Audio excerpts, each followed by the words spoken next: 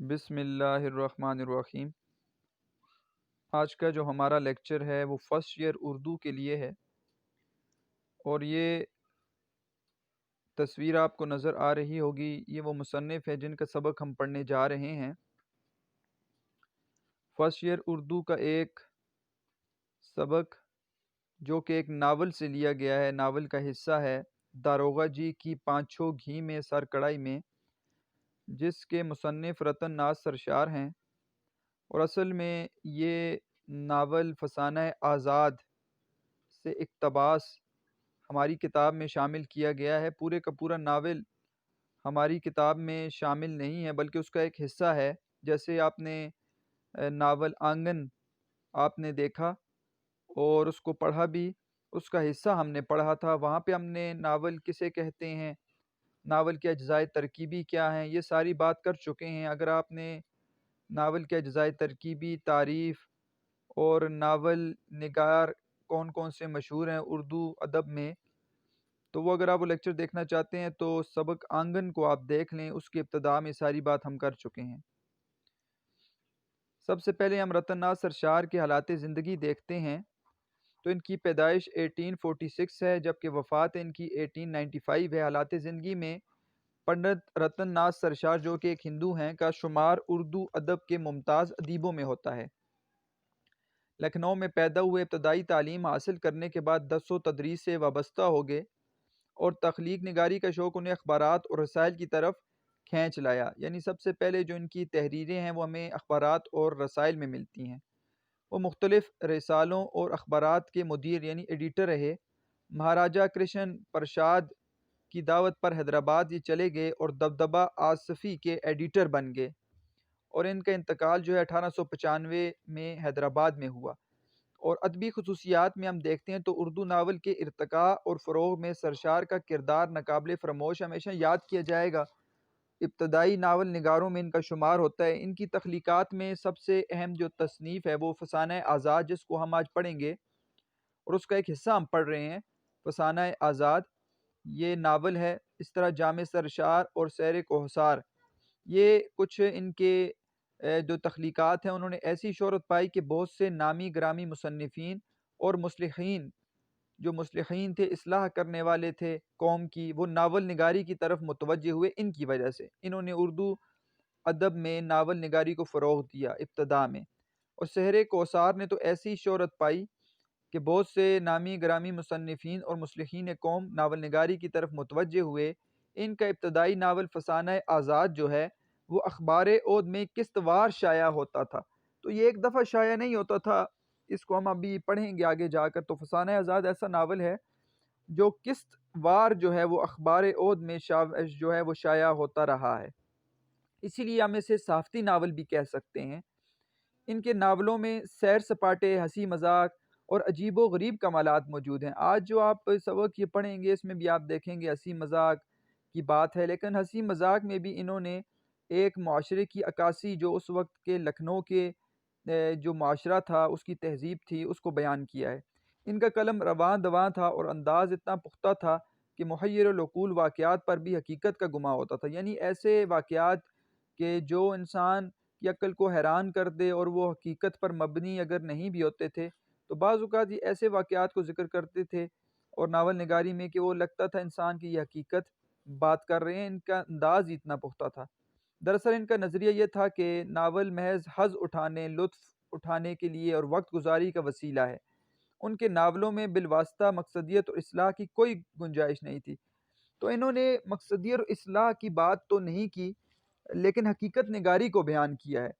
اس اعتبار سے ان کے ناول جو ہیں وہ اس طرح کے نہیں تھے جس طرح کے ناول نگاری مولانا نذیر احمد نے کی ہے، کہ انہوں نے، آپ کو پتہ ہے کہ انہوں نے جو ناول نگاری میں مقصدیت اور اصلاح کو بتایا تھا، اور اصلاح جو ہے وہ قوم کی تھی، اور کوشش کی تھی کہ اس میں آپ جو ہے وہ کسی بھی قوم کی اصلاح کریں۔ جبکہ پنڈت رتن ناز سرشار جو ہیں ان کے ناولوں میں آپ کو مقصد و اصلاح کی گنجائش نہیں ملتی، صرف انہوں نے لطف مزے کے لیے، حظ اٹھانے کے لیے انہوں نے وقت گزاری کا وسیلہ اس کو بنایا تھا۔ لیکن اس میں پھر بھی آپ دیکھ سکتے ہیں کہ آج آپ پڑھیں گے تو آپ کو ایک طرز نظر آئے گی حقیقت نگاری ان کی، البتہ ان کی موجود ہے کہ انہوں نے حقیقت پر بات کی ہے، لکھنؤ کے کا دور تھا کیسا دور تھا، اور اس پر بات کی، اس کی تہذیب اور ثقافت پر بات کی ہے۔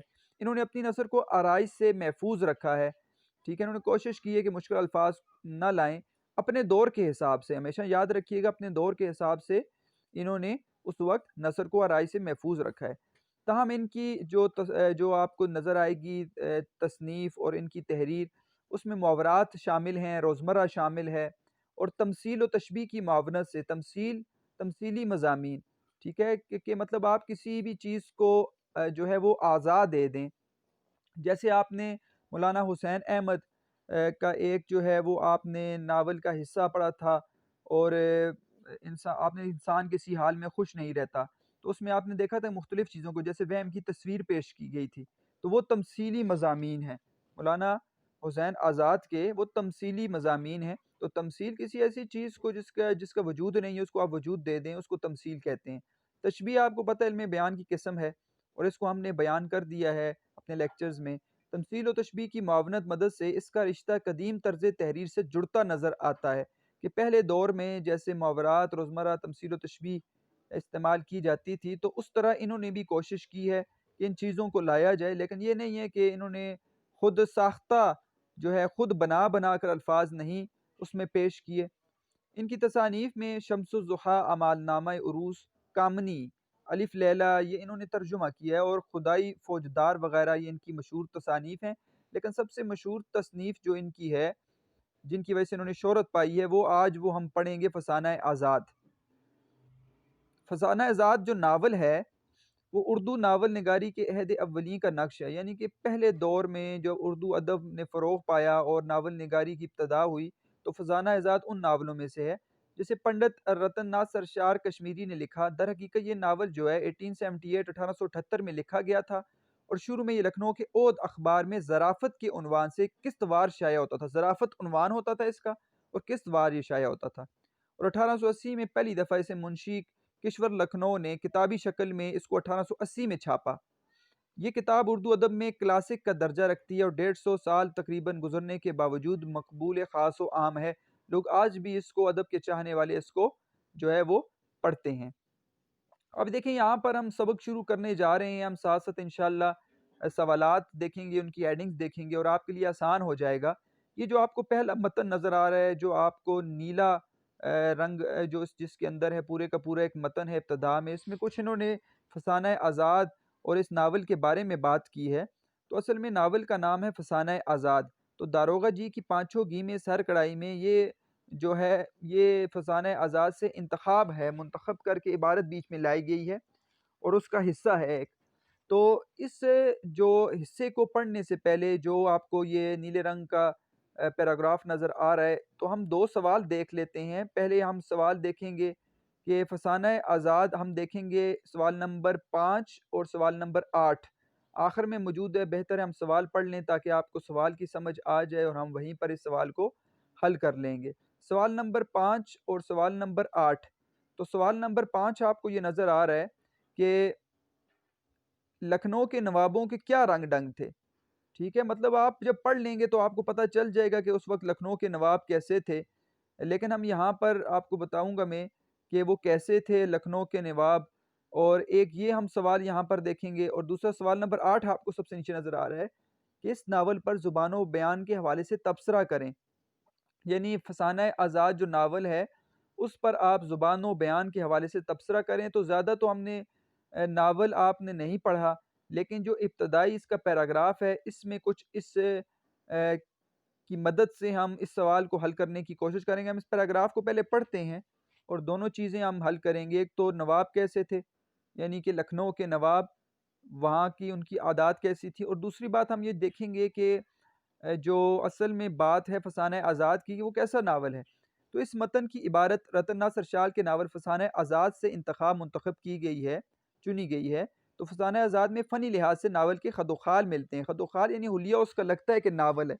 تو بعض اس پہ لوگوں نے جو ہے وہ تنقید بھی کی ہے کہ یہ ناول نہیں ہے، اس میں ناول جیسا پلاٹ آپ کو پتہ ہوتا ہے ناول کے اندر، اور ایک ربط اور تسلسل ہوتا ہے، وہ نہیں ہے۔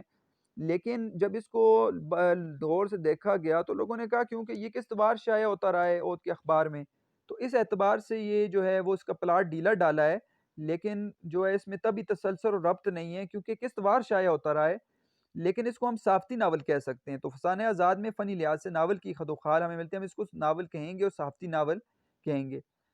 اس کا پلاٹ ڈھیلا ڈالا ہے۔ اس ناول میں لکھنؤ کی معاشرتی زندگی کی عکاسی ملتی ہے۔ اس ناول میں سب سے اہم بات یاد رکھیے گا، وہ لکھنؤ کی جو زندگی ہے اس وقت کا دور تھا، اس کی جھلک ہمیں نظر آتی ہے۔ اور ایک بات تو ہم بطور مسلمان یہ سمجھے، یہ تو ایک ہندو تھے، لیکن انہوں نے جو بات کی ہے اس میں ہم دیکھتے ہیں کہ جو ایک مغلیہ دور تھا اس کے زوال کی وجہ بھی ہمیں معلوم ہوتی ہے، اس میں نظر آتی ہے کہ جو لکھنؤ کے نواب تھے، جو مسلمان تھے، وہاں کے رہنے والے تھے، ان کی عیش و عشرت، ٹھیک ہے، ان کی فضول خرچیاں کیسی تھی، اور یہ ساری چیزیں جو ہیں وہ نظر آتی ہیں کہ یہی وجہ تھی جو مسلمانوں کی تباہی کا باعث بنی تھی۔ تو لکھنؤ کی معاشرت کو اس نے ہلکے پھلکے طنز و مزاح کے ذریعے سامنے لایا گیا۔ آپ کو طنز و مزاح نظر آئے گا اس سبق کے اندر، جس سے قاری کی دلچسپی میں اضافہ ہوتا ہے، انسان جو ہے وہ اس کو غور سے پڑھتا ہے۔ اب والیان عہد، والیان جو امیر لوگ تھے عہد کے، اور ان کی شاہ خرچیاں، فضول خرچیاں، مالی معاملات اور کاروبار سلطنت سے غفلت کی سچی اور کھری تصویر انہوں نے پیش کی ہے کہ لوگ ایسے ہی تھے اس وقت، جو نواب تھے اس دور کے، وہ فضول خرچ ہوتے تھے اور مالی معاملات ان کے خراب تھے، اور ان کو پرواہ ہی نہیں تھی کہ ان کے پیسے کون جو ہے وہ دبائے جا رہا ہے۔ اوت کے نوابین، نواب کی جمع ہے، کی غفلت اور عیش کوشی، عیش و عشرت میں زندگی بسر کرنا، آخرت کی پرواہ نہ ہونا، کہ یہ عالم تھا، یہ ان کا معمول بن گیا تھا کہ ان کے معمولی ملازمین روزمرہ اخراجات کی مد میں ان سے ہزاروں روپے بٹور رہے تھے، کہ ان کے جو ملازمین تھے ان کو جو ہے وہ دھوکہ دے رہے تھے، اور ان سے جو ہے وہ روزمرہ اخراجات میں وہ ہزاروں روپے ان سے کھا جاتے، ان کو پتہ ہی نہیں ہوتا تھا، کیونکہ وہ اپنے عیش کوشی کی عشرت اور عیش و عشرت کی زندگی میں بسر کر رہے تھے، پیسہ بہت تو ان کو پرواہ ہی نہیں ہوتی تھی، اور ان کو وہ لوٹتے تھے، چاہے یہ وہ داروغہ جی ہوں، بزاز ہوں، یا پھر کھوجی ہوں، یا بھی ہم بات کریں گے ان کردار ہیں جو ہمیں سے حصے میں نظر آئیں گے، تو وہ داروغہ جی ہو یا بزاز کہتے ہیں کپڑا بیچنے والا، یا پھر کھوجی یہاں پر ہے، اس کا اصل نام بدیع الزمان ہے، لیکن یہاں پر کھوجی سب سے جو مزاحیہ کردار ہے وہ کھوجی کا آپ دیکھیں گے، تو وہ یہ تینوں مل کر، یا پھر حلوائی ہو، لوگ اور بھی ہیں جو نواب کو اس وقت لوٹتے تھے۔ سرشار نے لکھنؤ کی تہذیبی، سیاسی اور اخلاقی شکست و ریخت یعنی ٹوٹ پھوٹ کو بڑی باریکی اور تفصیل کے ساتھ فسانہ آزاد کا حصہ بنایا۔ انہوں نے کہا لکھنؤ کی تہذیب، سیاست، اخلاق، یہ سارے کے سارے گر چکے تھے، اور انہوں نے فسانہ آزاد کا حصہ بنایا۔ زیر نظر اقتباس میں بھی لکھنؤ کے دور میں عہد میں نوابان کے طرز زندگی، میاں آزاد اور کھوجی کے رد عمل کو پیش کیا گیا۔ میاں آزاد کا یہاں پہ ذکر نہیں، اصل میں فسانہ آزاد میں آزاد ہیرو ہے، لیکن بعض اس میں اختلاف بھی کرتے ہیں، وہ کہتے ہیں آزاد ہیرو ہے لیکن ہیرو والی اس میں باتیں نہیں ہیں، تو لوگ کھوجی کو بعض ہیرو بنا لیتے ہیں اس کی باتوں کی وجہ سے۔ تو اصل میں کہانی جو ہے وہ آزاد کے گرد گھوم رہی ہے۔ آزاد کا ذکر یہاں پر آپ کو نظر نہیں آئے گا، یہاں پر جو ہمارے کردار ہیں اس سبق کے اندر ہم اس پہ بات کرتے ہیں۔ اب فسانہ آزاد تو اصل میں آزاد جو ہے وہ ہیرو ہے، اس کا فسانہ، اس کا قصہ ہے، اور لیکن اس کے اندر جو ہے وہ لکھنؤ کے مختلف جو حالات تھے اس کے دور، اس کو ذکر کیا گیا ہے۔ ان کرداروں میں سب سے پہلا نواب کا کردار، جس کو جو امیر آدمی ہے جس کو لوٹ رہے ہیں، اور اس کا داروغہ ہے جو اس کو لوٹتا ہے، اور پھر اسی طرح حلوائی ہے آئے گا، اس جو مٹھائی لے کر آتا ہے، اس طرح وہ داروغہ کے ساتھ مل کر کیسے نواب کو لوٹتے ہیں، پھر کھوجی ان کو جان جاتا ہے کہ یہ کام کر رہے ہیں، پھر کھوجی اس میں اہم کردار ہے۔ اس کے بعد بزاز آپ کو نظر آئے گا، کپڑا بیچنے والا، اس سبق کے اندر یہ کردار ہے، نواب، داروغہ، حلوائی، کھوجی، بدیع الزمان اس کا اصل نام ہے، اور بزاز، ٹھیک ہے، ان کے نام بھی بیچ میں آ جائیں گے، تو یہ کپڑا بیچنے والے، تو یہ 5 کردار بڑے خاص ہیں۔ اسی کے اندر اس جو ہمارا سبق ہے، یہ جو ہمارے اس نصاب کا حصہ ہے، تو اس سبق کے اندر آپ کو یہ 5 کردار نظر آئیں گے، اور 2 حصے نظر آئیں گے، یاد رکھیے کہ 2 حصے۔ پہلے حصے میں آپ کو جو نظر آئے گا وہ نظر آئے گا آپ کو نواب، داروغہ اور حلوائی کا قصہ، اور ساتھ بزاز کا قصہ، نہیں، نواب، داروغہ، حلوائی اور کھوجی کا قصہ، جبکہ دوسرے حصے میں آپ کو نواب، داروغہ، کھوجی اور بزاز کا قصہ نظر آئے گا۔ یعنی پہلے حلوائی آئے گا، وہ اپنے پیسے مانگے گا، جیسے وہ تو اس کو کیسے وہ داروغہ جی جو ہے نواب صاحب کو لوٹتا ہے، وہ سارا قصہ آئے گا۔ پھر بزاز کا قصہ آئے گا، کپڑا بیچنے والا کیسا آئے گا۔ تو اس میں دو کردار تبدیل ہو جائیں گے، پہلے حلوائی آئے گا پھر بزاز آئے گا، تو یہ ساری کی ساری کہانی آپ کو اس کے اندر ملے گی۔ ہم پہلے اس سوال کو حل کر لیتے ہیں جو ہم نے پڑھے تھے۔ تو فسانہ آزاد جو ہم ناول اصل میں جس کا نام فسانہ آزاد ہے، اس کا اسلوب کیسا ہے، تو یہ بات آپ لکھیں گے۔ یہ دیکھیں فسانہ آزاد میں فنی لحاظ سے ناول کے خد و خال ملتے ہیں، اس کا پلاٹ ڈھیلا ڈالا ہے، ٹھیک ہے، اسلوب کے لحاظ سے اس کی عبارت جو ہے وہ واضح ہے اور رواں دواں ہے، اور حقیقت کے اوپر انہوں نے بات کی ہے، تو یہ ایسی آپ بات لکھ سکتے ہیں۔ مزاح نگاری میں آپ کو لکھ سکتے ہیں کہ اس ناول کے اندر انہوں نے مزاح کو اپنایا ہے، اور مزاح نگاری آپ کو نظر آتی ہے جس سے جو ہے وہ پڑھنے والے کی دلچسپی بڑھ جاتی ہے۔ معاشرے کی عکاسی کی ہے، وہ بھی آپ یہاں پہ لکھ سکتے ہیں کہ اس ناول میں لکھنؤ کی معاشرتی زندگی کی عکاسی ملتی ہے، اور اس میں ہمیں لکھنؤ کی زندگی نظر آتی ہے۔ اور اس کے علاوہ کردار نگاری کے اوپر جو 5 کردار ہیں، اس کے علاوہ آپ آزاد کا لکھ سکتے ہیں جو ناول کا ہیرو ہے، تو یہ کردار نگاری کو بڑی خوبصورت طریقے سے رتن ناتھ سرشار نے نبھایا ہے۔ حقیقت نگاری پر آپ بات کر سکتے ہیں کہ اس ناول میں آپ کو حقیقت نگاری نظر آتی ہے کہ اس ناول میں پنڈت رتن ناتھ سرشار نے جو لکھنؤ کی تہذیب ہے اس کی حقیقت کو اس ناول کے اندر بیان کیا ہے۔ اس کے علاوہ آپ سوال نمبر 5 میں ان ہیڈنگز کے ساتھ سوال کر سکتے ہیں کہ لکھنؤ کے نواب کیسے تھے، غافل بے پرواہ تھے، شاہ خرچیاں تھی، عیش کوشی کا عالم تھا، تو یہ ساری کی ساری بات بھی آپ ان 3 ہیڈنگز کے ساتھ کر سکتے ہیں، اور یہ آپ اس پیراگراف میں سے اٹھا کر لکھیں۔ والیان عود کی شاہ خرچیاں، مالی معاملات سے لے کر آپ کو یہ عیش کوشی کا یہ عالم تھا کہ ان کے معمولی ملازمین روزمرہ اخراجات کی مد میں ان سے ہزاروں روپے بٹور رہے تھے، تو یہ ساری کی ساری بات آپ یہاں سے لکھ سکتے ہیں 3 ہیڈنگز آپ دے کر۔ تو ہیڈنگز یہاں پر میں نے آپ کو بتا دیں، اور آپ اسی حصے میں سے ان ہیڈنگز کے اندر سے بات لکھ سکتے ہیں۔ اب ہم سبق کو شروع کرتے ہیں۔ تو سبق کے شروع کرنے سے پہلے میں نے آپ کو یہ بتا دیا کہ اب جو پہلا جو قصہ ہے، تو اس قصے میں نواب، داروغہ، حلوائی، اور پھر ساتھ ساتھ جو ہے وہ آپ کو خوجی بھی نظر آئے گا، اور ہم اس پورے قصے کو پڑھتے ہیں، پھر سوال بھی آ جائے گا، سارے کا سارا آپ کو سمجھ آ جائے گا، اس کے اوپر بھی ایک سوال ہے، اور سوال آپ نے ذہن میں رکھنا ہے کہ کیسے ان کے رقم کا معاملہ کیا ہوگا ان کا، تو یہ ساری بات آپ ذہن میں رکھیں گے تو سوال بھی آسان ہو جائے گا۔ تو نواب کہتا ہے جی داروغہ جی، اس حلوائی کا حساب کر دو، اس کو سمجھا دو کہ اگر خراب یا سڑی ہوئی پرانی باسی مٹھائی بھیجی تو اس سرکار سے یعنی کہ اس دربار سے نکال دیے جاؤ گے، پرسوں برفی خراب بھیجی تھی، گھر میں شکایت کرتی ہے۔ نواب نے داروغہ کو کہا کہ یہ حلوائی آیا ہے، اس کا حساب کتاب تم کر دو، لیکن اسے بتا دو کہ اگر خراب ابھی مٹھائی بھیجی جیسے تم نے پہلے بھیجی تھی تو اب میں تم سے مٹھائی نہیں لوں گا۔ داروغہ اب کیا کہہ رہے جی نگراں، سنتے ہو جی شیف دین، شیف دین جو ہے یہ اس حلوائی کا نام ہے، دیکھو سرکار کیا فرما رہے ہیں۔ نواب نے کیا فرمایا، خبردار جو گلی سڑی مٹھائی بھیجی تو تم جانو گے اب تم نے نمک حرامی پر کمر باندھی ہے، کھڑے کھڑے نکال دیے جاؤ گے، تم نمک حرام بن گئے ہو اور تم چیز صحیح نہیں دیتے۔ ہاں بس کہہ دیا ہے تم سے، تمہارے بھائی بند سینکڑوں در چوم کے مٹھائی دیں گے، یعنی تمہارے بھائی بند یعنی اور بھی حلوائی موجود ہیں، اور وہ ہم ان سے بڑے عقیدت و احترام کے ساتھ آ کر نواب صاحب کو مٹھائی دیں گے، اور تم راندے جاؤ گے، تم دھتکار دیے جاؤ گے، تم سے کوئی مٹھائی نہیں لے گا۔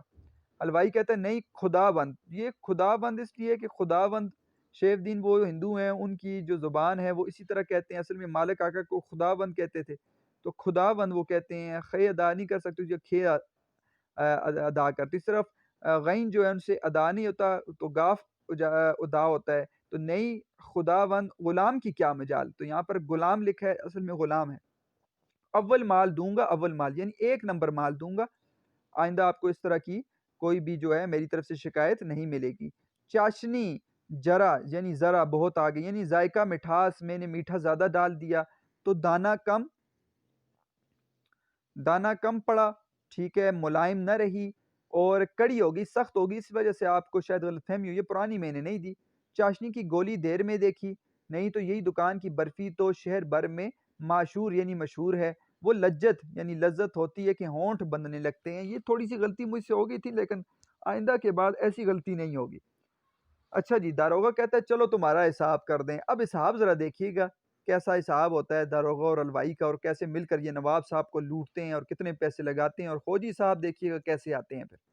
چلو تمہارا حساب کر دیں، لے بتاؤ کتنے دن سے خرچ نہیں پائے اور تمہارا کیا آتا ہے۔ حلوائی جو حساب سے ہو آپ دے دیں۔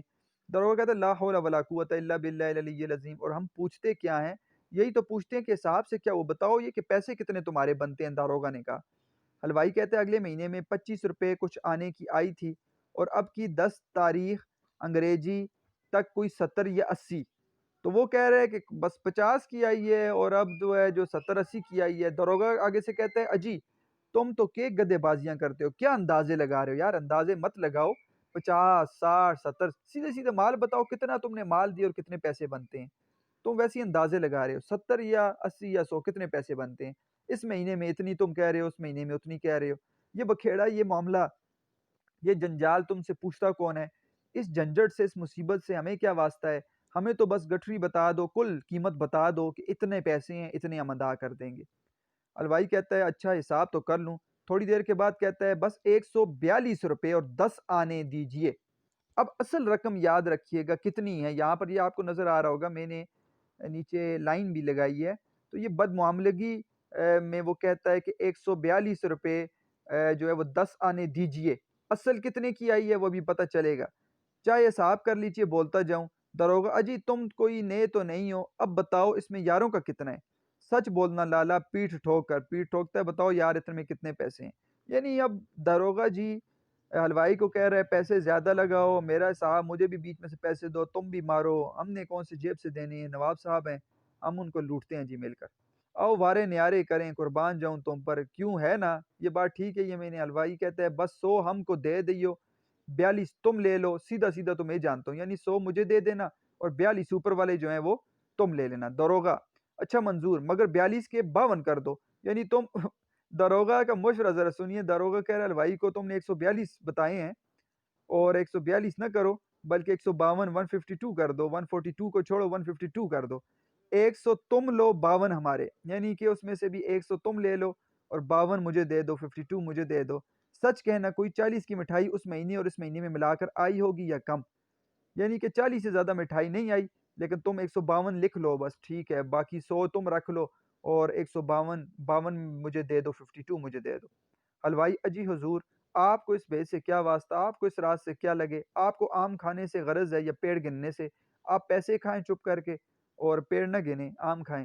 اور سچ سچ یہ ہے کہ کوئی سب ملا کر 38 روپے کی آئی ہوگی, یعنی 38, ٹھیک ہے, 38 روپے یعنی 38 روپے کی.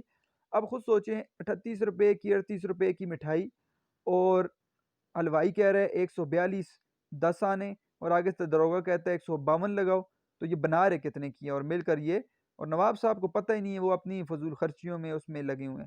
یعنی مل وزن یعنی کل وزن میں البتہ قطر بیونت یعنی کمی بیشی میں کر دیتا ہوں. سیر بھر لڈو مانگ بھیجے, ہم نے پاؤ سیر کم کر دیے, یعنی کہ اگر کلو مانگتے ہیں تو ہم نے اس میں کلو میں سے 1 پاؤ کم کر دیے, 3 پاؤ کر دیے, تو یہ کام میں کرتا ہوں جس سے مجھے فائدہ ہو جاتا ہے. داروغہ اچھا ہوں, اس کی نہ کہیے یہاں اندھیر نگری چوپٹ راج ہے, یعنی کہ یہاں پر کوئی قاعدہ قانون نہیں ہے, مطلب مل کر ہم سارے جو ہیں وہ نواب کو لوٹ رہے ہیں, یہاں پر کوئی قاعدہ قانون نہیں ہے. یہ دماغ کس کے تولنے بیٹھے, میاں لکھ لوٹ, یعنی کہ میاں لاکھوں لوٹنے والا, بیوی ان سے بڑھ کر, یعنی کہ میاں جو ہے وہ لاکھوں لوٹتا ہے اور بیوی ان سے بڑھ کر, یعنی میں کیا لوٹتا ہوں, ساری جو ہیں وہ نواب کو لوٹ رہے ہیں. ڈنڈی ترازو کون لے بیٹھے, یعنی صحیح حساب کتاب یہاں پر کوئی نہیں جو ہے وہ دیکھتا. چین کرو, مزے کرو, 10 کے 50 لو اور سیر کے 3 پاؤ بھیجو, یعنی 10 روپے تم نے لینے ہیں تو اس کے 50 روپے لو, اور سیر اگر بھیجنا ہے 1 کلو تو 3 پاؤ بھیج دو, مزے ہیں. اچھا یہ 100 روپے گن لو اور 152 کی رسید ہمیں دے دو, یعنی 100 روپے تم لے لو اور 152 کی رسید لو, 52 روپے میں اپنی جیب میں ڈال لوں گا. داروغہ صاحب کہہ رہے ہیں حلوائی یہ مول تول ہے, یہ تو سودا کرنا ہے, قیمت کا تعین کرنا ہے, 100 اور 5 ہم لیں اور باقی حضور کو مبارک. یعنی یہ جو 10 روپے اس نے اوپر کیے تھے, بڑھائے تھے, اب حلوائی بھی سمجھدار ہے, وہ کہتا ہے کہ 10 روپے تم نے اوپر بڑھائے ہیں, 142 کے اوپر تم نے 152 کیا ہے, 142 کے اوپر تم نے 152 کیے ہیں, تو 10 روپے بڑھائے ہیں تو 5 تم رکھو, 5 مجھے دو, یعنی 105 مجھے دو, اور پیچھے جو ہیں وہ پیسے جو ہیں 47 روپے تم رکھو. الغرض داروغہ نے حلوائی کو راضی کر لیا. اس داروغی کے صدقے 38 روپے کے 152 دلوائے اور 42 سے زیادہ ہی خود ہضم کیے, یعنی 47 داروغہ کے ہو گئے. اور ابھی یہ حساب کتاب آپ یاد رکھیے گا, یہ سوال میں آپ کو آسان سے سمجھا بھی دوں گا. تو یہاں پر اس نے یعنی کہ 38 روپے اصل قیمت تھی, اور بد معاملگی سے 152 روپے انہوں نے لکھوائے جو نواب سے لیں گے. اس میں 152 میں 105 جو ہیں وہ فی الحال جو مل گئے ہیں وہ حلوائی کو ملے ہیں, اور فی الحال 47 جو ہیں وہ فی الحال آگے وہ داروگا کا ایک دوست بھی آ جائے گا فوجی، وہ دیکھتے ہیں کتنے اس سے پیسے لے گا، تو 47 فی الحال داروگا کو مل گیا۔ اے پھٹکار، اے نمک خور، ایسے ہی ہوا کرتے ہیں جن رؤسا کے یہاں ایسے ایسے داروغہ اور اہلکار ہوں، ان کا خدا ہی حافظ ہے۔ مگر نواب صاحب کے کان پر جوں تک نہ رینگی۔ نواب صاحب کو کچھ پتہ ہی نہیں تھا، وہ خبر ہی نہ ہونے نہ ہوئے کہ کیا دیا اور کیا لیا، اس کو خبر ہی نہ ہوئے، یعنی اس کو خبر ہی نہیں تھی کہ کیا ہو رہا ہے۔ وہ اپنے مزے میں تھے اور یار لوگوں نے حلوائی سے بلائی رقم اڑا ہی لی، پھر تو وہ شیر مادر ہے، یعنی ماں کدو یعنی حلال ہے، یعنی کہ ان کے لیے وہ حلال رقم تھی، حالانکہ انہوں نے آرام کمایا تھا اور ان کے لیے وہ جو تھا وہ حلال انہوں نے مانی ہوئی تھی۔ اب سنیے کہ میاں خوجی نے وہ ساری گفتگو سن لی جو داروغہ جی اور حلوائی میں ہوئی۔ جب داروغہ جی نے شیف دین حلوائی کو ہنسی خوشی رخصت کیا تو خوجی نے بڑھ کر یوں کہا، خوجی، اب خوجی بھی آ گیا جی، اب خوجی کیا کرے گا؟ خوجی کا سلام بدیع و زمان ہے، اجی حضرت اداب عرض ہے کہ یہ اس میں کچھ یاروں کا بھی حصہ ہے، یا 52 کے 52 خود ہی عزم کر جاؤ گے اور ڈکار تک نہ لوگے؟ اب ہمارا اور آپ کا ساجہ، یعنی کہ ہمارا ہم تو اور آپ جو ہیں وہ پارٹنرز ہیں، تو بری ٹھہرے گی۔ اب خود بخود سارے پیسے کھا رہے ہو اور مجھے کچھ نہیں دے رہے۔ خوجی کو ساری بات کا پتہ چل گیا تھا، اور خوجی جو ہے وہ بڑا سمجھدار تھا، وہ سن رہا تھا۔ وہ آ گیا، جب معاملات انہوں نے طے کر لیے تو آگے سر پہ کھڑا ہو گیا اور کہنے لگا، میرے پیسے بھی مجھے دو نا۔ داروغہ، کیا؟ کس سے کہتے ہو؟ یہ ساجہ کیسا؟ آخر ہم بھی تو سنیں، بھنگ تو نہیں پی گئے ہو کہیں؟ یہ کیا باہی تباہی یعنی فضول باتیں بک رہے ہو؟ ذرا سمجھ بوجھ کر بات زبان سے نکالا کرو، یہاں بےہودہ بکنے والوں کی زبان دستے پناہ سے چمٹے سے نکال لی جاتی ہے، اور تم ٹکڑ گدوں یعنی بھیک منگو، ٹکڑ گدوں کہتے ہیں بھیک منگو کو ان باتوں سے کیا واسطہ؟ تمہیں کیا لگے؟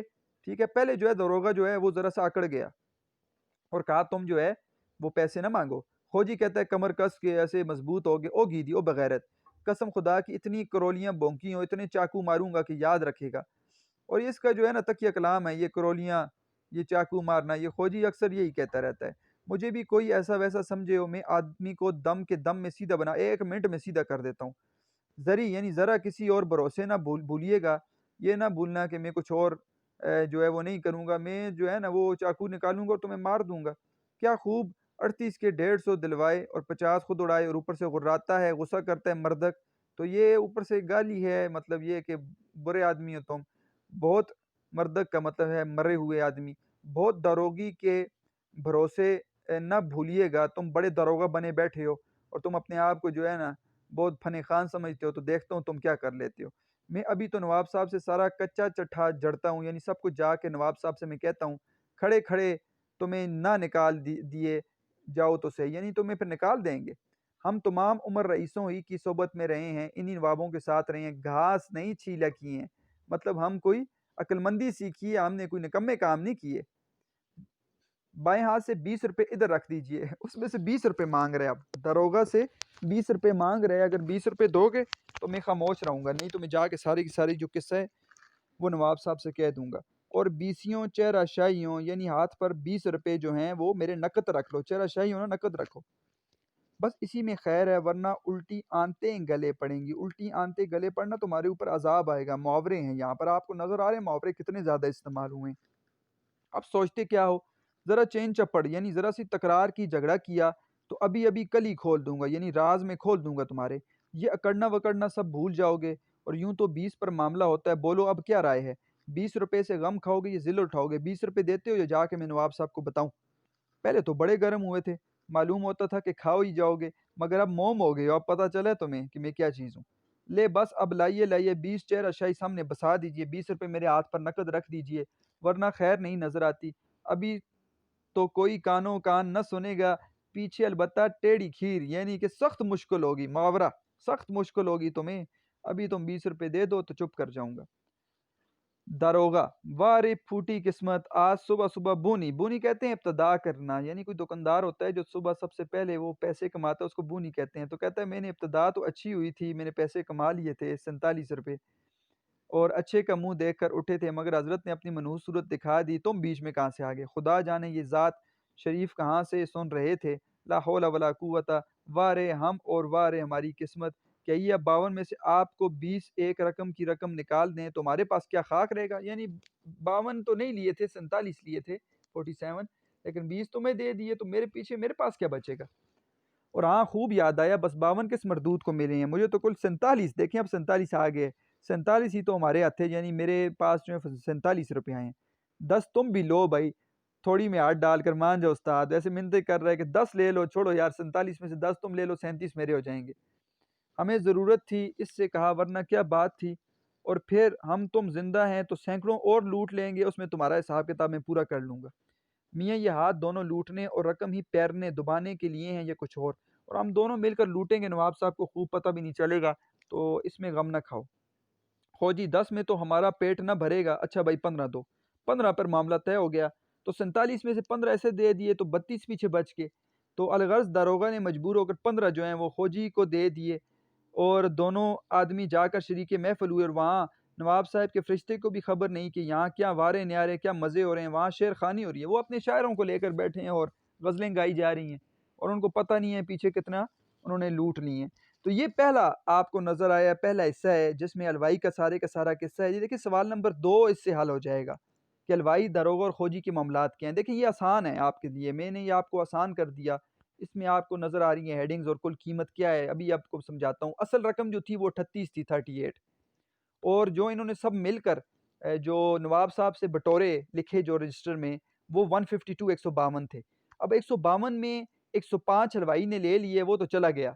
اب داروغہ نے پہلے 47 لیے تھے، 47، لیکن اس میں سے خوجی صاحب آئے، انہوں نے 20 مانگے، اس نے 10 کے، آخر کار معاملہ 15 پر ہو گیا، تو 47 منفی 15، 47 مائنس 15، تو 32 روپے 32 جو ہیں وہ داروغہ کے پاس آ گئے، اور خوجی نے 15 روپے لے لیے۔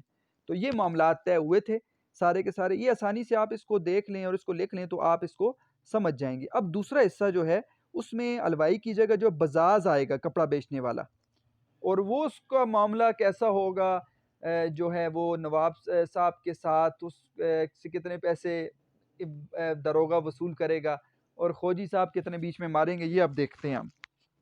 اتنے میں ایک بزاز آیا کپڑا بیچنے والا، اور چوبدار نے، ٹھیک ہے، یہ چوبدار آپ جس کو کہہ سکتے ہیں گارڈ، ٹھیک ہے، اور بادشاہوں اور امیروں کا یہ ملازم ہوتے ہیں، سونے یا چاندی کا خول چڑھائے ہوئے، آپ نے دیکھو گا لاٹھی ہاتھ میں پکڑی ہوتی ہے اور کھڑے ہوتے ہیں۔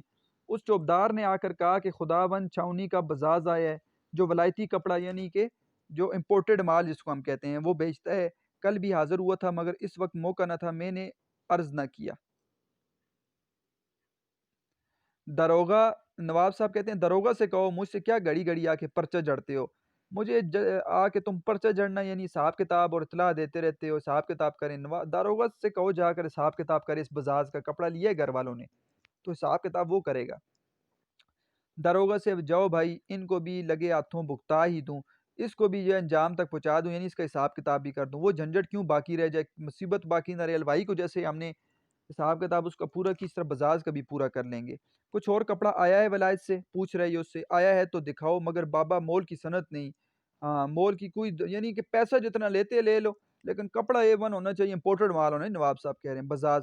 اب تک کوئی دوج تک سب کپڑا آ جائے گا، یعنی قمری مہینے کی 2 تاریخ، ٹھیک ہے، قمری مہینے کی، ایک تو شمسی مہینہ ہوتا ہے نا، ایک قمری مہینہ، اس میں 2 تاریخ جو ہے دوج اس کو کہا جاتا ہے، تو قمری مہینے کی 2 تاریخ تک ہم نیا کپڑا لے آئیں گے۔ اور حضور ایسی بات کہتے ہیں، بلا اس ڈیوڑی پر ہم نے کبھی مول تول کی بات کی، اس مکان پر، اس دہلیز پر ہم نے کبھی بھی جو ہے وہ مول تول کی بات نہیں کی آج تک، اور یوں تو آپ امیر ہیں، جو چاہیں کہ مالک ہیں ہمارے۔ تو بزاز کہتا ہے میں کپڑا دوبارہ لے آؤں گا، لیکن کبھی آپ سے پیسوں کا معاملہ ہم نے کیا ہی نہیں ہے، آپ کو مال ہم نے ٹھیک دیا۔ داروغہ چلو بھائی حساب ہو جائے، اٹھو چلو آؤ جاتے ہیں حساب کرتے ہیں، وہاں سے جی چلے گئے جی۔ داروغہ اور بزاز چلے، جب داروغہ صاحب کی کھپریل میں، یعنی کھپریل ہوتی ہے مٹی سے جو ہے نا، وہ آپ نے چھت دیکھی ہوگی، ایسا پھلائی اوپر چھت ہوتی ہے کچی سی، ٹھیک ہے، اس میں دونوں کے دونوں جا کر بیٹھے، تو میاں خوجی بھی ریکھتے ہوئے وہاں پر دن سے موجود، اچانک آگے یہ داروغہ اور بزاز صاف کر رہے تھے، بیچ میں خوجی جو ہے نا، موجی یہ ہے، خوجی جو ہے اٹھ کر آ گیا اور دن سے موجود اچانک آ گیا۔ داروغہ نے جو ان کو دیکھا تو کاٹو تو بدن میں لہو نہیں، داروغہ نے اس کو دیکھ کر پریشان ہو گیا، مردنی مرنے والی صورت چہرے پر چھا گئی، چپ ہو گئے، ہوائیاں اڑی ہوئی، پریشان ہو گیا، سمجھے کہ یہ خوجہ بھی ایک ہی کائیاں یعنی چلاک آدمی ہے، دنیا بھر کا نیاریہ ہے، مختلف بندہ ہے، یعنی اس کو دیکھ کر سمجھ گیا نا کہ حساب کتاب کروں گا، بیچ میں اپنا حصہ بھی مانگے گا، یہ کدھر سے آ کے یہاں پر بیٹھ کے، اس سے خدا پناہ، اس سے خدا بچائے۔ صبح کو تو مردود نے ہتھے ہی پر ٹوک دی اور 15 پٹیلے، یعنی کہ اس نے رنگے ہاتھوں مجھے پکڑ لیا، ہتھے ہی پر ٹوک دیا، رنگے ہاتھوں پکڑ لیا، 15 پٹیلے یعنی 15 روپے لے کر یہ غائب ہو گیا۔ اب جو دیکھا کہ بزاز آئے تو پھر موجود، آج رات کو اس کی ٹانگ نہ توڑی ہو صحیح، ٹھہر تو جا تو، چچا ہی بے وقوفی بنا کر چھوڑوں تو صحیح، مگر پھر سوچے کہ گڑ سے جو مرے تو زہر کیوں دوں، یعنی کہ پیار سے جو بندہ مرتا ہے گڑ سے نا، اس کو زہر دینے کا کیا فائدہ ہے، پیار محبت سے اس کو مارتے ہیں۔ اور ویسے اس کو کہا تو جا کر یہ ساری کے ساری جو باتیں ہیں وہ نواب صاحب کو بتا دے گا۔ آؤ اس وقت چنی وہ چنا کریں، یعنی ایسا ویسا کرتے ہیں، آؤ ادھر میں تمہیں سمجھاتا ہوں پھر سمجھا جائے گا۔ اب داروغہ خوجی کہہ رہے داروغہ صاحب السلام علیکم، داروغہ آؤ بھائی جان ادھر ادھر موڑے پر، موڑا آپ نے موڑا جس کو ہم کہتے ہیں بانسوں کی بنی ہوئی کرسی ہوتی ہے، ادھر آ کر بیٹھو، اچھی طرح بھائی حکا لاؤں آپ کے لیے۔ اب داروغہ جی اس کو پیار سے سمجھا رہے۔ بزاز صدر بازار کا رہنے والا تھا، ایک ہی استاد تھا، تاڑ گیا، سمجھ گیا کہ اس کے بیٹھنے سے میرے اور داروغوں کا مطلب خبت ہو جائے گا، برباد ہو جائے گا، کسی تدبیر سے اس کو یہاں سے نکالنا چاہیے۔ بزاز بھی سمجھ گیا تھا کپڑا بیچنے والا کہ خوجی بیٹھا ہوگا تو یہ بڑا تیز بندہ ہے خوجی، تو یہ کام خراب کرے گا، تو وہ کسی طرح اس کو بیچتے ہیں اور داروغوں کے ساتھ معاملات سارے کے سارے طے کرتے ہیں۔ پہلے تو کچھ جو ہے وہ داروغوں سے اشاروں اشاروں میں اس نے گفتگو کی، اور پھر تھوڑی دیر کے بعد بزاز نے کہا میاں صاحب، یعنی خوجی کو کہا آپ کو یہاں کچھ کام ہے، تم یہاں پہ کیوں بیٹھے ہوئے ہو؟ خوجی تم اپنی کہو لالا جی، ہم سے کیا واسطہ، تمہیں اپنے کام سے کام رکھو، تم مجھے کیا پوچھ رہے ہو؟ بزاز کہتا ہے تم یہاں سے اٹھ جاؤ، چلے جاؤ، اٹھتے ہو کہ میں دوں ایک لات اوپر سے؟ بزاز خوجی کو کہہ رہا ہے، خوجی او گیدی، ٹھیک ہے، تو یہ بری بات، یعنی کہ او ظالم انسان، او باتیں نہ کر، زبان سنبھال، نہیں تو اتنی کرولیاں بوگ، اتنے چاقو کے وار کروں گا کہ خون خراب ہو جائے گا۔ بزاز اٹھوں پھر میں؟ خوجی جو کہہ رہے اٹھ کے تماشا بھی دیکھ لو۔ بزاز بیدہ ہے کہ تو بے وقوف ہے؟ خوجی واللہ جو بیتے کی یہ ٹال مٹول کی تو میں چاقو ماروں گا پھر۔ کرولیاں کہہ کر خوجی کچھ اور کہنے کو تھے کہ بزاز نے بیٹھے بیٹھے منہ دبا دیا اور چپت جمائی، ایک تھپڑ اس کو مار دیا آگے سے، لڑائی لگ گئی جی بزاز اور خوجی کی۔ چلیے دونوں گت گئے، دونوں آپس میں بھڑ گئے، لڑ گئے۔ اب داروغہ کی سنیے کہ بیچ بچاؤ کس مزے سے کرتے ہیں کہ خوجی کے دونوں ہاتھ پکڑ لیے اور کمر دبائے ہوئے ہیں، اور بزاز اوپر سے اس کو ٹھوک رہا ہے، یعنی کہ اس نے اپنی کسر کیسے نکالی، اس نے خوجی کو پکڑ لیا اور اوپر سے اس کو بزاز مارے جا رہا ہے، اور وہ چھڑانے کا یہ طریقہ ہے ان کا۔ اور داروغہ صاحب گلا پھاڑ پھاڑ کر شور مچائے غل مچائے ہوئے جاتے ہیں کہ میاں کیوں لڑتے مرتے ہو بھائی، دھول دھپے کی صنعت نہیں، ہاتھا پائی کی یہاں پر اجازت نہیں ہے، زبانی ہی داخلہ رہے، زبانی بات کرو۔ خوجی اپنے دل میں جھلا رہے، افسوس کر رہے تھے کہ اچھے میرے فیصلہ بنے کہ میرا جو سردار ہے وہ بہت اچھا ہے، کہ مجھے پکڑ رہا ہے، وہ مجھے مار رہا ہے، اوپر سے کہہ رہا ہے لڑو نہیں۔ اتنے میں کسی نے نواب صاحب سے جا کر کہہ دیا کہ میاں خوجی اور داروغہ صاحب اور بزاز تینوں گتھے پڑے ہیں، تینوں لڑ رہے ہیں۔ تو ایک مصاحب بولے، ان میں سے ایک وہاں پر بندہ موجود تھا، اس نے کہا کہ بھائی واللہ اچھی تگڈم ہے، یعنی تین بندوں کا مل جانا، تین لوگ آپس میں ملیں اور لڑائی کریں، اس کو تگڈم کہتے ہیں۔ تو اس نے کہا کہ واللہ اچھی تگڈم ہے کہ تینوں صحیح ملے ہیں، تینوں لڑنے دو ان کو۔ اتنے میں بزاز دوڑا ہوا آیا اور نواب صاحب سے فریاد کی کہ حضور ہم آپ کے ہاں تو سستا مال دیتے ہیں، مگر یہ خوجی حساب کتاب کے وقت نہ ٹلے نہ رکے، لاکھ لاکھ کہا کہ بھائی ہم اپنے مال کا بھاؤ تمہارے سامنے نہ بتائیں گے۔ لالا جی انہوں نے ہاری مانی نہ جیتی، ٹھیک ہے، الٹے پنجے گاڑ کے چپت کی ٹھرائی، مطلب اس نے الٹا جا کے کہا کہ بزاز نے کہ خوجی نے جو ہے نا وہ آ کر بیٹھ کے اور مجھے کہتا ہے کتنے پیسوں کا مال ہے، تو میں نے کہا میں تمہیں کیوں بتاؤں، تو اس نے میری بات ہاری مانی نہ جیتی، میری بات نہ مانی اور الٹے پنجے گاڑ کے مجھے جو ہے وہ دھپڑ مار دیا، یعنی کہ مجھ پر حملہ کر دیا۔ کمزور مار کھانے کی نشانی میں نے وہ گدا دیا، یعنی میں نے بھی مکہ آگے سے مارا کہ چھٹی کا دودھ یاد کرتے ہوں گے، پھر اس کو یاد آیا ہوگا کس نے مکہ مارا ہے۔ محاورے ہیں سارے کے سارے۔ داروغہ بھی روتے پیٹتے آئے کہ دہائی ہے جی دہائی ہے، چرپائی کی پٹی توڑ ڈالی ہے، کہ بس کیا کہیں، بس رو رہے ہیں داروغہ جی کہ چرپائی بھی توڑ ڈالی ہے۔ خاصدان، ٹھیک ہے، وہ پان جس میں رکھا جاتا ہے اس کو خاصدان کہتے ہیں، وہ بھی توڑ دیے ہے، سینکڑوں ہی سلواتیں سنائیں اور اوپر سے گالیاں بھی دیتے ہیں۔ یعنی یہاں پر بزاز اور داروغہ نے مل کر خوجی کی شکایت وہ نواب صاحب کے سامنے کر دی۔ میاں خوجی ایسے دھپیائے گئے، بے عزت کیے گئے اور اتنی بے باؤ کی پڑی، یعنی کہ ان کو صحیح باتیں سنائی گئیں کہ بس کچھ پوچھئے نہیں۔ داروغہ نے تو حضرت کے دونوں ہاتھ پکڑ لیے اور بزاز نے تان تان کا لپڑ لگانے شروع کیے، اور خوجی نے دونوں کو گیدی اور مردک خر بنایا، یعنی گدے جیسا کی، اور کہا تم مرے ہوئے ہو، اور اس کو گالیاں دی۔ تو یہاں پر خوجی جو ہے وہ باتیں ہی کرتا رہا اور اوپر سے بزاز جو ہے اس کو مارتا رہا، اور بہت کچھ ڈانٹ ڈپٹ کی کہ لانا میری کلور میرا چاقو لاؤ، مگر ایک نے بھی نہ سنوائی نہ کی، مگر ایک نے بھی بات نہ سنی۔ نواب صاحب کو جو خدام بادب نے خبر دی، نواب صاحب کو جا کر جب خدام جو نوکر تھے انہوں نے بتایا تو بازار دوڑایا اور مان ایک دم یہ فکرہ چست کیا، یہ فکرہ کس دیا کہ حضور میں تو حساب کتاب کرنے آیا تھا، مگر جس قیمت پر اس سرکار میں کپڑا فروخت کرتا ہوں اس قیمت پر کسی اور کے ہاتھ تھوڑا ہی بیچتا ہوں، تو مطلب جتنے پیسوں کا میں آپ کو دیتا ہوں اتنا میں خوجی کو تو نہیں دے سکتا، لیکن خوجی کہتا ہے مجھے قیمت بتاؤ۔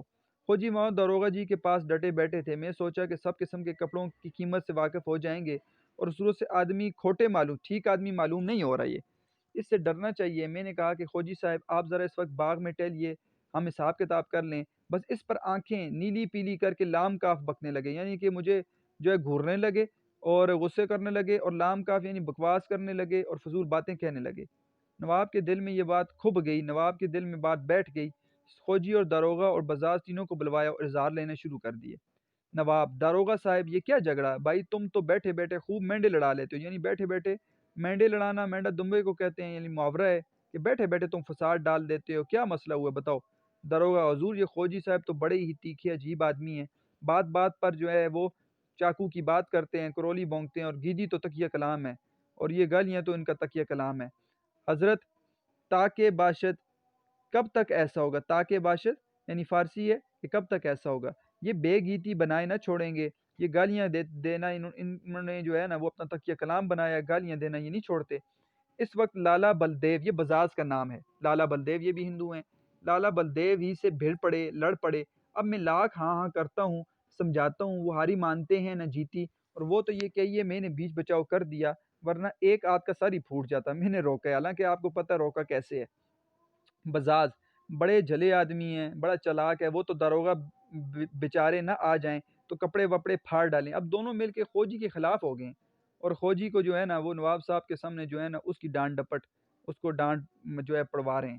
خوجی: تو اب روتے کاہے کو ہو، جو ہوا سو ہوا، آئی گئی بات ہو گئی، اب یہ دکھڑا لے کر کیا بیٹھے ہو، کیا افسوس لے کر بیٹھے ہو؟ بس بات ہے ٹھیک ہے، میں نے بھی مار دیا، تم نے بھی مار دیا، میں نے گالیاں دی، تم نے آگے سے مجھے مار دیا، بات ختم۔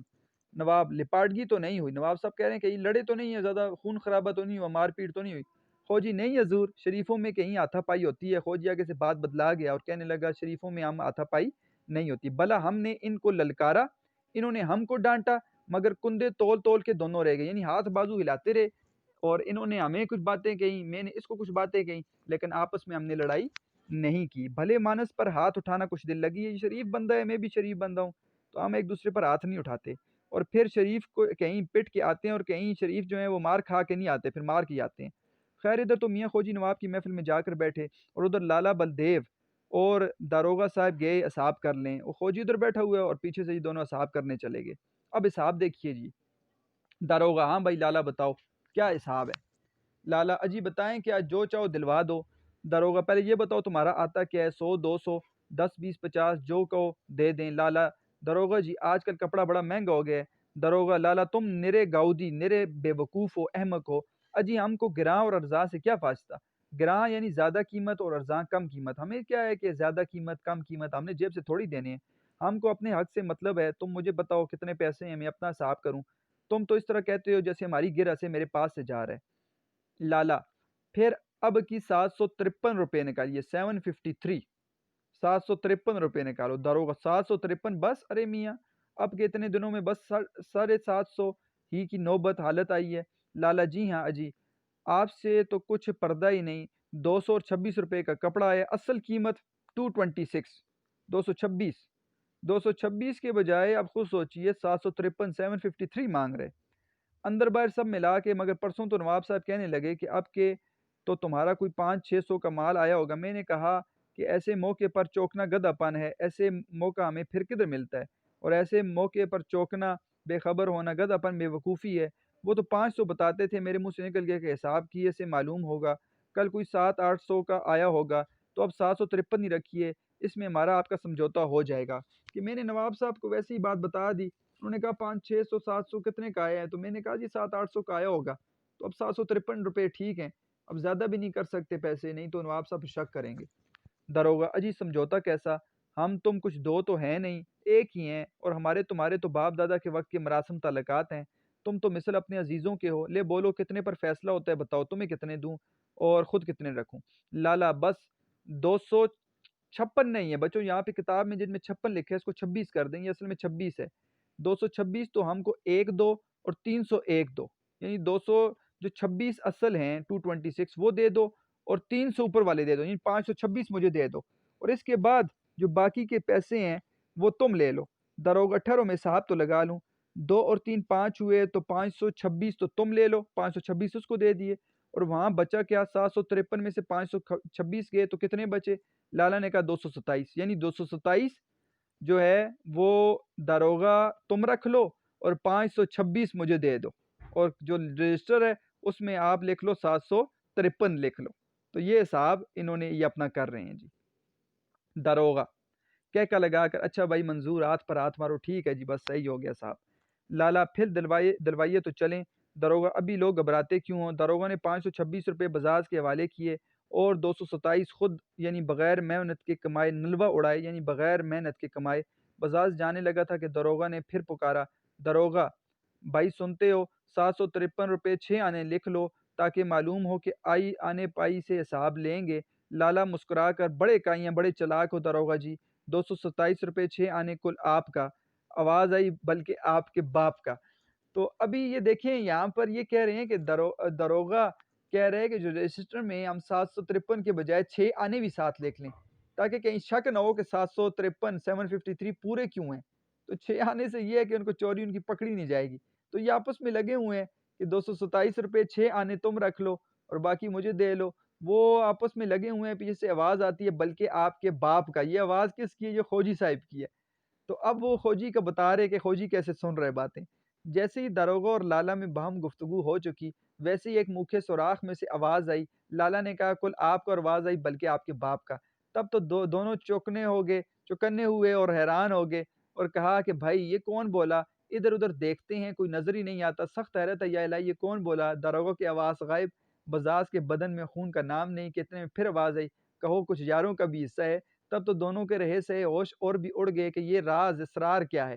اب سنیے کہ جب خوجی نواب نامدار، یعنی کہ جس کا بڑا نام ہو اسے کہتے ہیں نامدار، کی بزم عشرت خوشی کی محفل بار میں بیٹھے ہوئے داروغہ اور بزاز دونوں کو ڈھارس ہوئی کہ اب یہ بلا ٹلی ووٹ کی اپنے تسلی ہوگی، ڈھارس ہونا تسلی ہونا کہ ان کو تسلی ہوگی کہ خوجی جو نواب صاحب کے پاس بیٹھا ہوا ہے تو یہ اپنے حساب کتاب کرنے، اور پھر وہ سوچے کہ پٹ پٹا کر اب کس منہ سے میاں خوجی جہاں آئیں گے کہ مار کھا لیے، اب خوجی کہاں پہ ہمارے پاس آئے گا۔ لیکن خوجی ایک ہی بے حیا، راستے پر یہی خیال تھا کہ وہ لوگ مطمئن ہو کر وارے نیارے کر رہے ہوں گے تو چپکے سے کسی بہانے اٹھے اور اٹھ کر کھپروں کی چھت کے پچھواڑے ایک سوراخ کی راہ سے سب سنا کیے، یعنی سب سن رہا تھا وہ بیٹھا ہوا۔ جب کل کاروائی ختم ہو گئی تو فرمایا کہ بلکہ آپ کے باپ کا۔ خیر داروغہ اور لالا بلدیو نے ان کو ڈھونڈ نکالا اور للو پتو کرنے لگے، خوشامد کرنے لگے، تم تو اب ہمارے بھائی ہو کیونکہ اب پھنس گئے ہیں۔ بزاز ہمارا قصور معاف کیجئے۔ داروغہ اجے یہ ایسے آدمی نہیں ہیں، یہ بیچارے کسی سے لڑنے بھڑنے والے نہیں ہیں، اپنے کام سے کام رکھنے والے ہیں۔ باقی جھگڑا تو ہوا ہی کرتا ہے، دل میں کدورت نفرت آئی تو صاف ہو گئے۔ خوجی یہ باتیں تو عمر بھر ہوا کریں گی، مطلب کی بات کرو، میرا حصہ کتنا ہے؟ داروغہ جو ارشاد ہو۔ خوجی لاؤ پھر کچھ ادھر دو۔ داروغہ جو کہو۔ خوجی 100 دلوائیے، پورے 100 لیے بغیر نہیں ٹلوں گا، نہیں اٹھوں گا۔ آج تم دونوں نے مل کر خوب ماری مرمت کی ہے، یعنی تم نے دونوں نے مل کر مجھے خوب مارا ہے۔ ہمارے پاس اتفاق سے چاقو نہیں تھا ورنہ تمہاری خیر نہیں تھی، کرولی نہیں تھی ہمارے پاس۔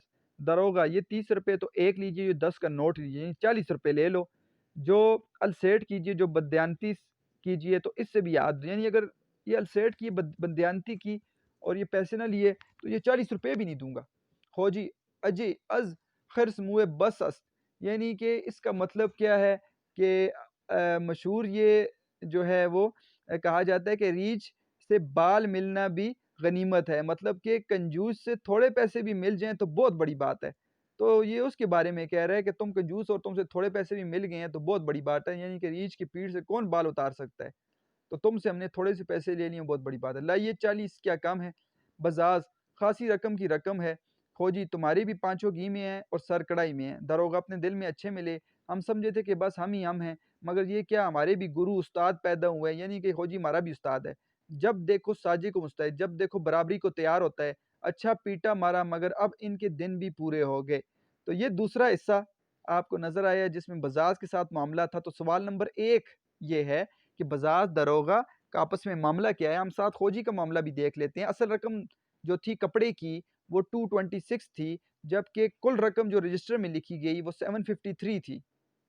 6 आने भी आप साथ लिख सकते हैं। बजाज ने कितने लिए? 526, 526।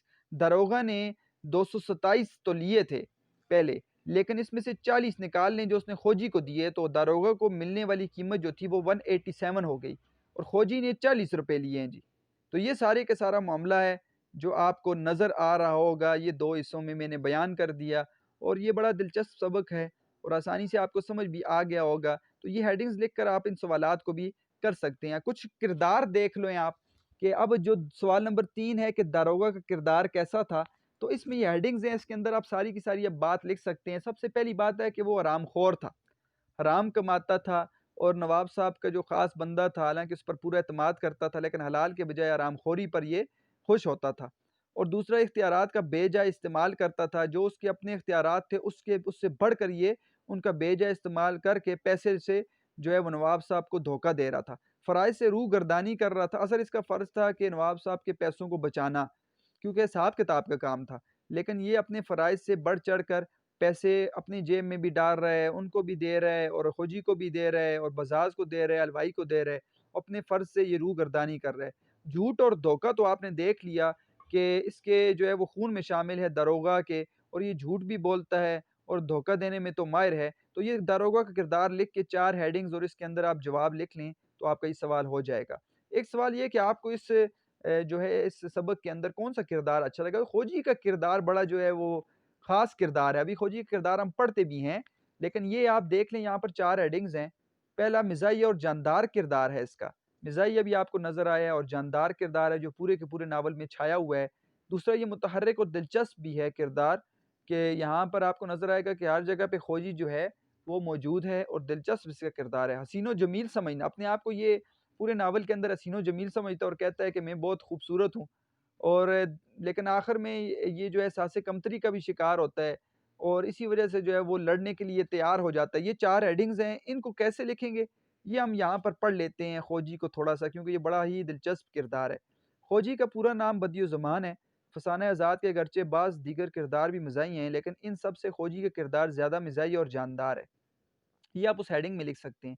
ये किरदार पूरे नावल पर छाया हुआ है, और क़ारीन इसकी बदौलत नावल में दिलचस्पी जो है वो ले रहे हैं। ये किरदार नावल के हीरो के किरदार से ज़्यादा मुतहर्रिक और दिलचस्प है। बकौल नाक़िदीन, तनकीद करने वाले कहते हैं कि फसाना आज़ाद आज़ाद तो की कहानी है, मगर इसका हीरो जो है वो खोजी लग रहा है। खोजी मियाँ आज़ाद का एक बेतकल्लुफ़ दोस्त है। वो कोताह कद, छोटे कद का, छोटी गर्दन का, मुनहिसा, छोटा-सा, तंग पेशानी वाला दुबला-पतला शख़्स है। दाढ़ी इसकी बकरे की तरह लंबी, जो इस तरह लंबी रखी होती है उस तरह की इसकी दाढ़ी है, और चेहरा जो बाकी जो सफ़ा चट है, बाल-शाल नहीं है। वो सर पर तुर्की टोपी पहने रखता है, और वो 60 बरस की उम्र तक पहुँच चुका है, लेकिन इसके बावजूद खुद को जवान मर्द, जवान समझता है, और अभी तक शादी का ख्वाहिश करने वाला है। खुद को हसीन और जमील ये समझने की बिना पर वो तसव्वुर करता है कि दुनिया की हर हसीन और जमील औरत इस पर जो है वो फ़रेफ्ता हो जाती है। कभी वो मिस्र की छोकरियों का ज़िक्र करता है, और कभी पोलैंड की शहज़ादी का, जो इसके तई इस पर आशिक हो गई थी। यहाँ पर ये मौजूद नहीं है, लेकिन असल नावल के अंदर आपको नज़र आएगा कि खोजी ऐसा ही किरदार है, कि अपने आप को हसीन और जमील समझता है, और ये समझता है कि हर औरत मुझ पर जो है वो मुझ पर आशिक हो रही है। दरअसल वो हर हसीना पर लट्टू हो जाता है, और उसने कई हसीनाओं से जूतियाँ भी खाई हैं, खुसूसन सराय की भटियारन और बुआ ज़ाफ़रान के हाथों उसकी कई बार पिटाई होती है पूरे के पूरे नावल में। वो खुद को ताकतवर और बहादुर समझता है, इसलिए ज़रा-सी बात पर लड़ाई झगड़े पर उतर आता है, और अक्सर मार खाता है। पिटने से इसे कोई आर नहीं, शर्म नहीं। इस पस्त कामत को सरशार ने मुजस्सम शामत दिखाया है, हर वक़्त इसको मार पड़ती रहती है। खोजी खुद को हसीन और जमील, यहाँ तक कि यूसुफ़ सानी, दूसरा हज़रत यूसुफ़ अलैहिस्सलाम की तरह खूबसूरत समझता है। शरारत और ख़ुबासत इसकी घुटी में रची बई बसी हुई है। बात-बात पर डींगे मारना, बड़ी-बड़ी बातें करना, और लाफ़-ज़नी यानी कि ये गालियाँ भी निकालता है। वो अफ़यूनी है, अफ़यून पीता रहता है, और अफ़यून को ये चीना बेगम कहता है। अफ़यून का नाम इसने रखा है चीना बेगम। इसका ख़्याल है कि अफ़यून हर दर्द का जो है वो मदावा है। इसकी बदौलत फ़िक्र इंसान के करीब भी नहीं फटकने पाती। खोजी को अगर इश्क है, और वालियाना इश्क है, तो सिर्फ़ अपनी अफ़यून चीना बेगम से। वो ख़्वाह वो लखनऊ में हो या बम्बई, तुर्की या जहाज़ में, इसकी चीना बेगम इसके साथ हमेशा इसके पास रहती है। यानी अफ़यून इसके पास होती है, अफ़यून ही ये पीता है, यानी नशा भी करता था। अंदरूनी तौर पर वो एहसास कमतरी का शिकार है, लेकिन बज़ाहिर एहसास बरतरी जताता रहता है कि मैं बहुत बड़ी चीज़ हूँ। वो बात-बात पर झगड़ा करने का आदी है, और हर झगड़े के वक़्त करोली निकालने की, चाकू निकालने की धमकी भी देता है। खोजी की एक कमज़ोरी ये है कि वो पानी के नाम से खौफ़ज़दा हो जाता है। एक दफ़ा आज़ाद, जो इस फसाना आज़ाद में आज़ाद हीरो है इस नावल का, उसे पानी में गोता लगाने के लिए कहता है, तो खोजी कहता है यूं ही जहर की पुड़िया दे दो, गला घोंट डालो, ये दिल लगी हमें पसंद नहीं, मैं पानी में नहीं उतरूंगा। तो ये किरदार है खोजी का, बड़ा ही दिलचस्प किरदार है और इसके ऊपर आप बात कर सकते हैं। अब आपको समझ आ गई होगी, मिजाई और जानदार, मुतहरिक और दिलचस्प, हसीन और जमील समझना और एहसास कमतरी आखिर में हमने जो बात की है उसका ये शिकार है। तो इन हेडिंग्स के साथ आप ये सवाल इसके अंदर थोड़ी थोड़ी चीज़ें लिख कर आप ये सवाल खुद बना सकते हैं। तो इस तरह हमारे जो हैं तकरीबन सारे सवाल हल हो चुके हैं। पहला, दूसरा, तीसरा सवाल हमने कर लिया, ठीक है। इसी तरह पाँचवा सवाल हमने कर लिया और सातवां और आठवां सवाल भी हमने कर लिया। छठा सवाल स्लैंग अल्फाज किसे कहते हैं, इंशाअल्लाह ताला इस क्योंकि कवायद और ग्रामर कि जितने भी कवायद और ग्रामर के सवाल हैं वो मिलादा उनको मैं उनकी वीडियोस बना रहा हूँ। आपने देखा होगा कि मैंने इल्म बयान, तशबीह, इस्तिआरा, मजाज मुरसल, किनाया, फिर सनतें तमाम की तमाम जो हैं फर्स्ट ईयर के अंदर जो हमारे कोर्स का हिस्सा हैं वो मैंने अलहदा वीडियोस बनाकर वो अपलोड कर दी हैं। आप वहाँ से जाकर आप वीडियोस में चले जाएँ, ठीक है, या प्ले लिस्ट में जाएँ या वीडियोस में जाएँ तो आपको सारी वीडियोस वहाँ पर नज़र आ जाएंगी। तो ये पूरे का पूरा सबक है। ये पहले इसलिए नहीं मैंने पढ़ाया था कि ये फेडरल बोर्ड के पेपर में शायद ये शामिल नहीं है, लेकिन केपीके बोर्ड का जो स्मार्ट सिलेबस है उसमें ये सबक इन्होंने शामिल कर दिया है और इस वजह से फिर मुझे ये अभी पढ़ाना पड़ा है। तो ये फर्स्ट ईयर का सबक मैंने इसलिए अभी पढ़ाया है। तो कुछ अशार हैं जो आप लिख सकते हैं इसकी तशरीह के अंदर, सवालात के अंदर। तो देखें, अब आप इसको गौर करें तो आपको नज़र आएगा कि इसमें जो नवाब हैं लखनऊ के, उनके क्या हालात हैं मुगलिया दौर की है कि इन्होंने तस्वीर खींची है और उस तस्वीर को जवाब शिकवा के अंदर बहुत ज़्यादा बयान किया है कि मुसलमान कैसे हो गए हैं। तो आप जवाब शिकवा के अशार भी इसके साथ लिख सकते हैं हवाले के तौर पर। जैसे कि ये शेर आपने पढ़े भी होंगे जवाब शिकवा के अंदर के हाथ बेज़ोर हैं, इल्हाद से दिल खूगर हैं, उम्मती बाइस रसवाई पैगंबर हैं, बुत शिकन उठ के बाकी जो रहे बुतकर हैं, था ब्राहीम पिदर और पिसर आज़र हैं।